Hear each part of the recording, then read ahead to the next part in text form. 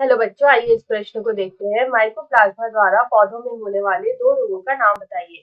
तो माइकोप्लाज्मा द्वारा पौधों में होने वाले किन्हीं दो रोगों का नाम हमसे यहाँ पे पूछा है। तो सबसे पहले जो है हम इस प्रश्न की मुख्य अवधारणा यहाँ पे लिख लेंगे। तो यहाँ पे अगर हम इस प्रश्न की मुख्य अवधारणा लिखे तो हम यहाँ पे लिखेंगे माइकोप्लाज्मा।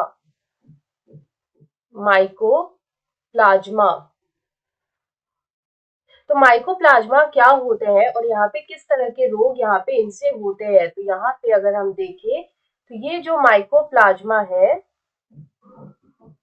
ये जो माइकोप्लाज्मा होते हैं ये एक कोशिकीय होते हैं।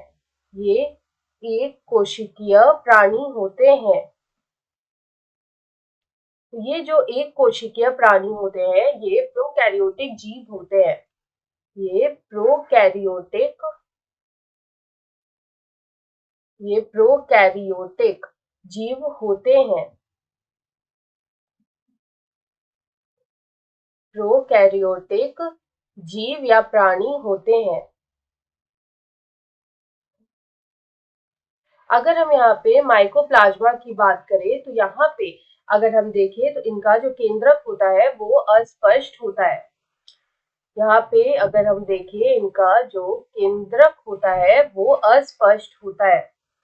यहाँ पे इनमें जो केंद्रक झिल्ली होगी वो यहाँ पे अनुपस्थित होती है और इस वजह से यहाँ पे इसका जो केंद्रक होता है वो अस्पष्ट होता है।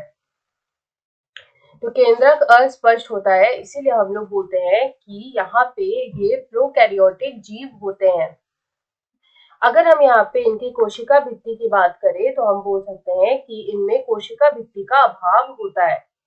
इनमें कोशिका भित्ति का अभाव होता है, मतलब इनमें कोशिका भित्ति नहीं पाई जाती है। तो हम बोल सकते हैं इनमें कोशिका भित्ति का अभाव होता है। अगर हम इनके रोग की बात करें कि किस तरह के रोग हमें पौधों में देखने को मिलते हैं, तो यहाँ पे अगर हम बोले कि पौधों में किस तरह के रोग होते हैं, तो पौधों में जो रोग होते हैं अगर हम देखें तो यहाँ पे बोल सकते हैं कि आलू का कुर्चिसम रोग, आलू का कुर्चिसम रोग इन्हीं से होता है, माइकोप्लाज्मा से होता है। अगर हम दूसरे रोग की बात करें तो यहाँ पे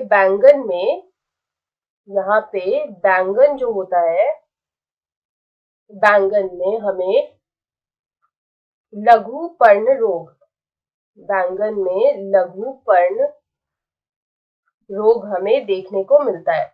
इसके अलावा अगर हम ऐसे ही देखें तो तीसरे गन्ने का धारिया रोग भी इसी से होता है। गन्ने का धारिया रोग भी माइकोप्लाज्मा की वजह से होता है। तो यहाँ पे अगर हम इस प्रश्न का सही उत्तर देखें तो जो माइकोप्लाज्मा द्वारा पौधों में होने वाले किन्हीं दो रोग अगर हम देखें तो हम बोल सकते हैं आलू का कुर्चिसम रोग या फिर बैंगन का लघु पर्ण रोग। तो ये हमारा सही उत्तर है। आशा है आप इसे अच्छी तरह समझ गए होंगे। धन्यवाद।